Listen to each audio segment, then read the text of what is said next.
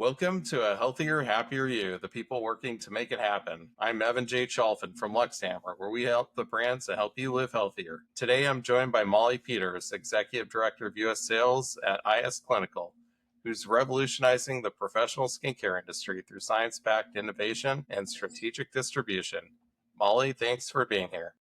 Thanks for having me. So what sets IS Clinical apart in the professional skincare space?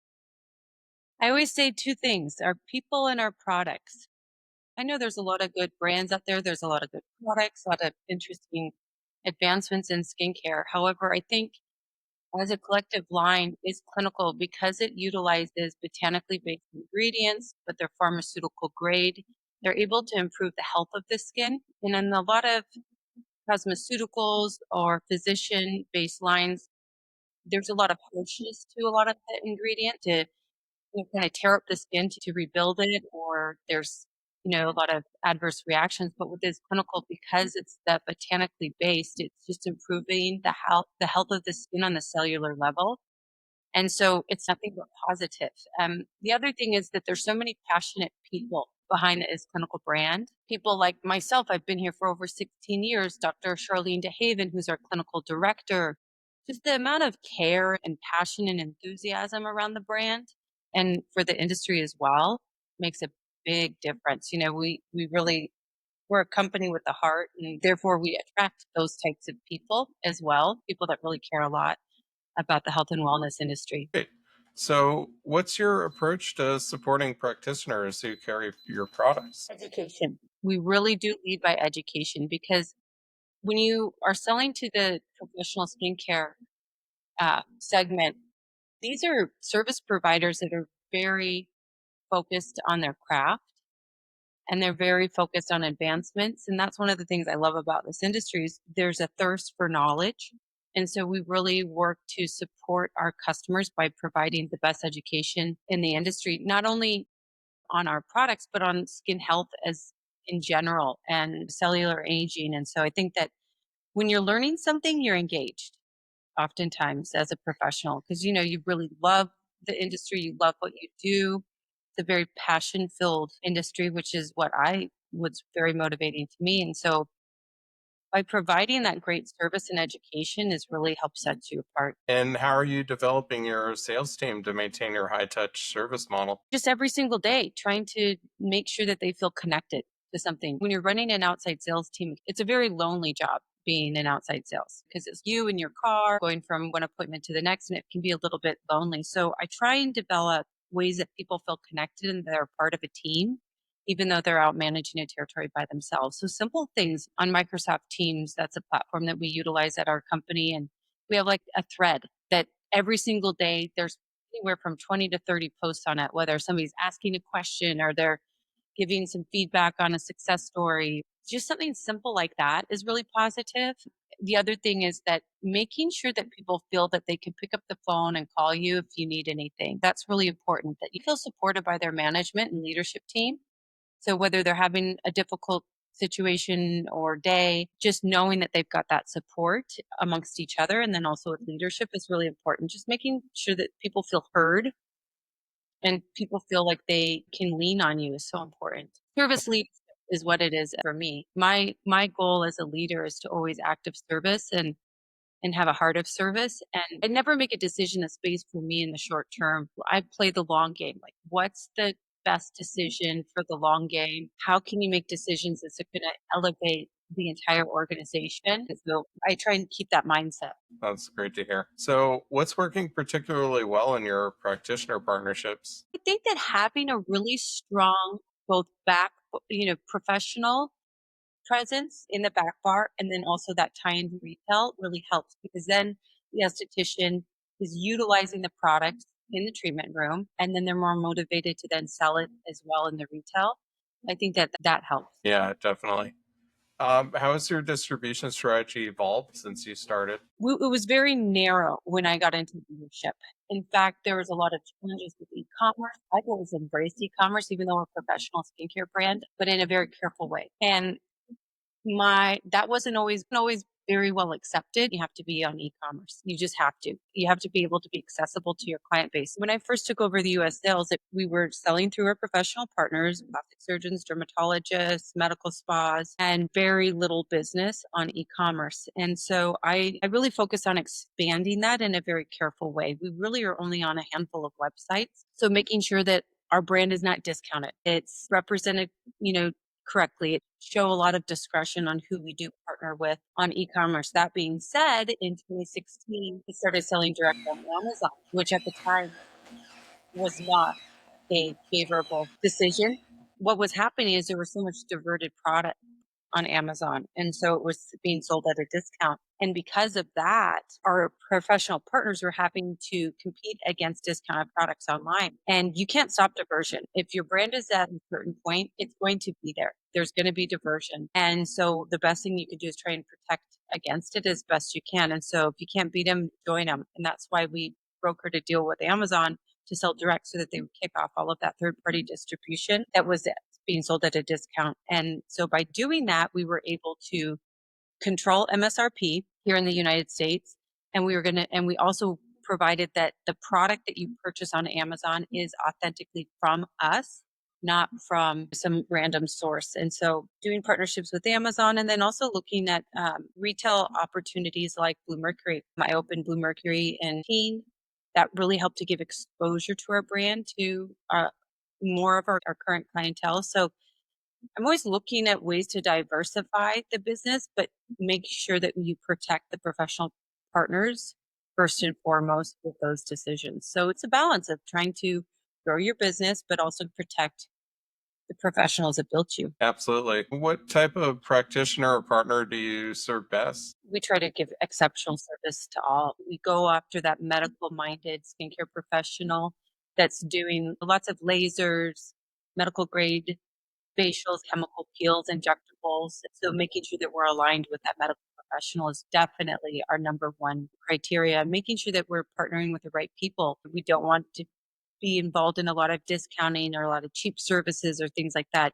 A really nice, elevated professional experience in a beautiful facility that can make all of us proud. The customer, the professional, us as a manufacturer of skincare as well. What is IS Clinical known for in the professional skincare community? I think we're most well known for our serums and our education, I would say. And then we have just some great team members that have built some incredible relationships throughout the industry and in their territories as well. Great. What would you say has been your biggest challenge in growing US sales this year? There's a lot of challenges right now. I think that the market's very crowded. I think that brands not at our caliber are getting some attention from the consumer because of social media. They're speaking directly to the consumer really well, and they didn't before that. I also think that because of the economy and the state that the economy's in, people are looking for less expensive options. I think it's very difficult to deliver a high quality product with a lower price point, but there are some technologies that are lending way to having that. I think it's very confusing for the consumer. I really do. What product to buy, and you're being bombarded with information and content through social media, advertising, commercials, pop ups on your computer. And so I think it's really difficult for the consumer to know, to be discerning on which the quality of products and what to purchase. So just trying to be in front of the customer as much as possible, educating them and providing a really quality product and service is just very important. And we try and stay focused on that consistently every single day. And how are you trying to get in front of them and educate them? Well, today we just launched a new product. It's our extra strength active peel brightening peel pad system, and I did a webinar today to our customer base with Dr. DeHaven, our clinical director, and then Tracy, who's our education lead as well. So getting in front of them, and those are always fun to do because you're connecting with so many people at one time. Later this week, I'll be in Minnesota. We have actually great business in Minneapolis and the greater Minnesota area, and so we're doing what we call partner trainings or advanced seminars where we invite our customers and prospects to a location. We do a day of education. We feed them a beautiful brunch. We have a reception afterwards. And it's a great way to educate, to build relationships, to be very much on the front line with my customers and with my team. I'm keeping my finger on the pulse all the time and making sure that our customers are getting the attention they need to support their businesses. Yeah, definitely. How do you maintain brand positioning while expanding distribution? I think that it's education again. If the skincare professional understands the full breadth of the product, the ingredients, the clinical studies, if they really understand it, they don't deviate from it. The other thing is that the product quality has to be very good. And is clinical product quality is exceptional. The products work. They just change the skin almost immediately. And our customers see that. Not only do they try the products, they use them on themselves, they see the results, but then once they understand how much change they're making on a cellular level, then they like, are really hooked. And so our retention with our clientele is extremely high, both direct to consumer and also the professional clientele as well, because the products do what they say they are. And we don't make claims based on marketing pushes. We make claims based on our unbiased clinical studies. So if we're making a claim on a product, we have an unbiased clinical support to justify what it is that we're saying, which I think is really important. So our customers have grown to trust us, and that's really important in business. Yeah, absolutely. So, how do you balance direct to consumer demand with professional distribution? Very carefully. You have to always, first and foremost, make sure that the decisions that you're making aren't going to hurt your professional partners. Now, there's perception from professional partners that some, not all, but some people think, oh, you're selling online, you're trying to sell against me. That's actually not the case at all. And I have a lot of financial data to support that, because what we see is as our professional business grows, so does our e-commerce business grow. Our e-commerce business grows, so does the professional. It all rises because it's about brand loyalty and brand exposure. And the consumer, it's not like, "Oh, that's online, I'm not gonna buy that in the practice." It's, "Oh, I'm in the practice, I'm loving the products, it's also online." It's in front of the customer more. It actually elevates sales being, on e-commerce and being in stores like Blue Mercury, and we have the the data and the finances to prove that. Sometimes professionals get intimidated by you selling in different channels, but they really shouldn't, and it takes that conversation a lot of times. So, what are your main growth targets for 2025? I think one of my first is number one, continue to have a high level of high employee satisfaction. That's always a top goal for me, is to make sure that I'm doing all I can to take care of my people that work at is clinical. And by us taking care of them, then they take care of their customers. So that's the number one goal for me almost always, is having a happy staff and happy employees that are feeling supported and fulfilled, and that they just love working with us. That's always one of my top goals. The other thing that we're really focused on is continuing that commitment of contact and interaction with our customers as we continue to manage a growing business. That's really important. And then you always want growth. You always want to increase your sales volume, increase the number of accounts that you have. You always want to grow. And so putting more headcount to help support that as well is always important. Um, you know, Splitting territories, adding additional salespeople so we can give better service and we can cover more ground is always a goal of mine. Which distribution channels are you most focused on developing? The professional partner, plastic surgeons, dermatologists. Through COVID, a lot of the professional business changed specifically in skincare and in clinical skincare, where a lot of the estheticians went out on their own. And they're doing that because of the accessibility of things like the Sola Salon suites. And so qualified, great estheticians that maybe worked at a dermatology practice or a plastic surgeon's practice for 10, 15 years. And now through COVID and just certain restrictions, they decided to go out onto their own. And so that's really exciting for those people being able to develop their own small business. And also, I think that because there were certain things that plastics and derms couldn't do through COVID, I think that changed the landscape, but we're really refocused on that plastic surgeon and dermatology practice in 2025, because the things that we went through COVID obviously are over now. And so trying to rededicate to that business and making sure that we're in front of that clinical account. That's great. And how are you approaching expansion into new territories? Well, Here in the United States, when I first took over US sales, there were 24 territories. Now there's 42. A lot of skincare companies do is that they'll, get some sort of like VC funding and, maybe get a $2 to $5 million loan, do a huge hiring, and then just go from 20 salespeople to 60 salespeople and they get some capital to do that. That's not how we run things. Is Clinical is a cash run company, and we are still independently owned by Brian Johns, our CEO, and Alec Hall, our COO. They're the founders of Is Clinical, and they still run the company. And what's neat about that is the core principles of what the company started at in 2002 is still what we're focused on. So that's really cool. It's a company with a very strong identity, not just to make money.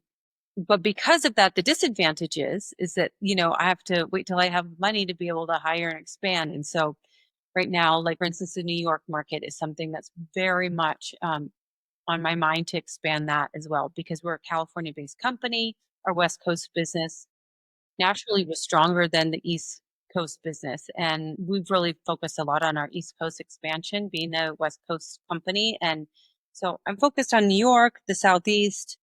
There's a lot of untapped territories as well. That's great. And what's your strategy for entering the East Coast market, New York, and some of those other territories? Just being first and foremost, hiring good people that are really passionate about the industry, our brand, and are going to go out there and work, number one.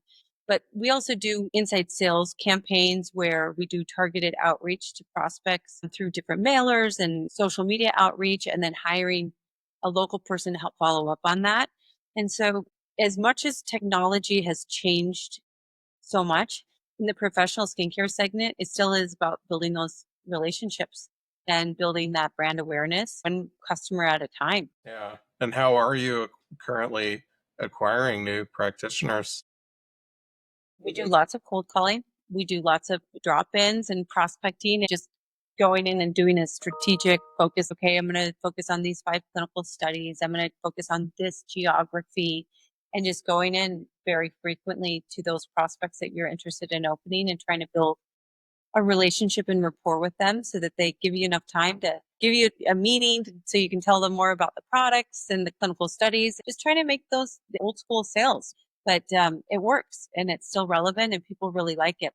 I've talked to a lot of skincare leads in the industry where over the years I say, oh, we're going to decrease our sales force and we're going to increase our e-commerce outreach and we're going to start doing things remote and move everything inside. It doesn't work. You have to be out in front of your customer face to face to truly be successful in this segment. And there's no shortcuts to building business. And so you've got to be out there and you've got to build the rapport and build the customer base. And you got to do that through relationships. Understanding your customer, understanding what their needs are, and figuring out how you can provide a great service and benefit to their businesses and their practices through Is Clinical. So, what trends are you seeing in professional skincare that excite you?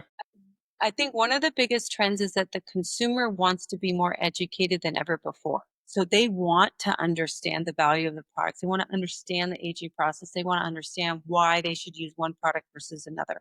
I think that's really exciting because if you understand, for instance, the benefit of using an antioxidant on your skin every single day and how it helps protect against environmental aggressors and free radical damage. If you as a consumer understand, why am I using a vitamin C? Like, why am I using that? If you understand the value of that to your skin and to the longevity of the health of your skin, then you're never going to not use it. So I think that one of the biggest trends is that consumer behaviors is they want to be educated and they want to understand, why are they spending this much money on this product? What's the benefit to the skin? What's the result they're going to see?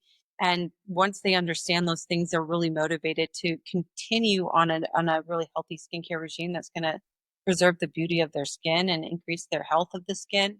I think that they want to be, I think they really truly want to be educated and they seek out that information. How is the rise of med spas affecting your distribution strategy? I love medical spas. That's how I got my start in the industry, is through medical spas. I really believe in the medical spa business model. It's can be a very lucrative business model for small business owners. It's a great community business as well.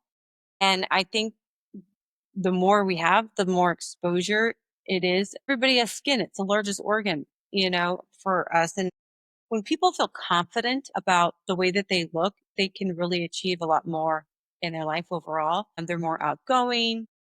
I always say men have to do good to feel good, and women have to feel good to do good. And so women really seek out these services, and so do men. That's another thing that's really exciting is the male population is increasing exponentially, which is really exciting. But I think the more medical spas there are, the better it is for everybody. And it's not like, oh, there's a medical spa down the street now, so I'm losing all my business. I mean, think about Starbucks. You can go to many street corners in America, and there's a Starbucks on one side of the street and then the other side of the street. And they're both doing great business. Sometimes people get nervous if you own a medical spa that there's a competing medical spa that opens down the street. But the reality is that our industry continues to reach more and more people, which is very positive. So I just think that the exposure is good. Yeah, definitely. So, how are you preparing for potential economic headwinds? Well, first of all, for me as just a person, I am not fear based. I'm just not. I don't like to live my life that way. I think that most news is fake news. I don't know what to trust. You go from one news channel to the next, you hear totally different things, right? And so I try and just stay connected to my customers, hear their feedback, and you have to be able to make adjustments to your strategy. So if you're seeing the consumer confidence decrease, and maybe having a webinar that motivates people. Creating motivation is huge. Even though you might be going through a difficult time, if you're motivated to get on the other side of it, your customer will be as well. And then their customer will be. And so I think that motivation is a big positive, staying focused. And even if there might be some economic setbacks, there's always opportunities in it. And even if there is, the stock market crashed, right? But there's opportunity in that. The stock market, when it goes down, it always comes back and it comes back even higher. And so just having that confidence that even if you might be going through a difficult time, you'll get through it, stay connected to your people, stay out there, keeping the right mindset and stay positive and stay motivated, and your customers will as well. Just because there's an economic downfall doesn't mean that people don't get acne. No, it's like people are still going to get acne. They're going to break out. People are still going to get wrinkles and want to treat them. And so it's really important to just stay focused, positive, and stay out there and just stay motivated. I love that answer. What will be crucial to get right in professional skincare over the next year? Quality. Always. So if you ever try and cheapen the quality of a product, ingredient, or packaging, your customers see that they don't like it, then they feel like they can't trust it. So always making sure that you're producing the highest quality product. That's no trend. That's what it takes to be relevant. Because if you don't have a quality product, you're out of business. That's what it is. Yeah, definitely.